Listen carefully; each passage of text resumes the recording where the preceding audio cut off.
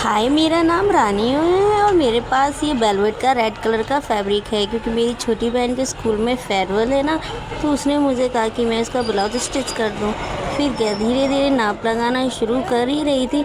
ज़्यादातर मुझे सिलाई आती नहीं है लेकिन मैंने थोड़ी बहुत सीखी है, तो उसी के थ्रू मैं कभी कभार अप्लाई कर लेती हूँ। कुछ चीज़ें मैं घर पर ही बनाना सीख लेती हूँ, कभी कभार खुद पे भी डिपेंड होना चाहिए ना, इसलिए मैं कभी कभी सिलाई कर लेती हूँ। लेकिन मेरी मशीन ठीक नहीं है इस बार, लेकिन फिर भी मैं उसे सुधार लूँगी। लेकिन अब बहन का फेयरवेल है तो बनाना तो पड़ेगा।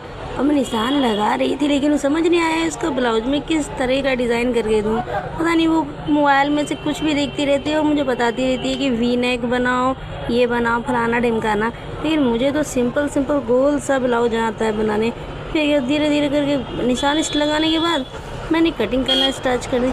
लेकिन कटिंग तो बहुत कपते कपते हाथों से कर रही थी क्योंकि एक तो कपड़ा ही इतना वैसा था, चिपक रहा था हाथों में। और फिर धीरे धीरे धीरे धीरे करके मैं ऊपर बॉर्डर लाइन तक पहुंचने वाली थी कि अचानक हाथ में भी चोट लग रही थी। इतने दिनों बाद मैंने खैंची जो पकड़ी थी और धीरे धीरे धीरे काट ही रही थी। लेकिन फिर क्या, पूरा धीरे हाथ में आ गया, पूरा टुकड़ा है।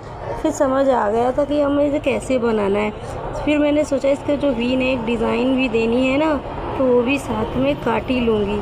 लेकिन अभी भी बहुत काँप रहे थे मेरे हाथ कि वो कैसे घूम घूम के मैं बैठ के मैंने बड़ी मुश्किल से तो उसका ब्लाउज़ का पूरा टुकड़ा काट के मैंने अलग ही किया। एक तो ये कैंची इतनी कर की आवाज़ कर रही थी।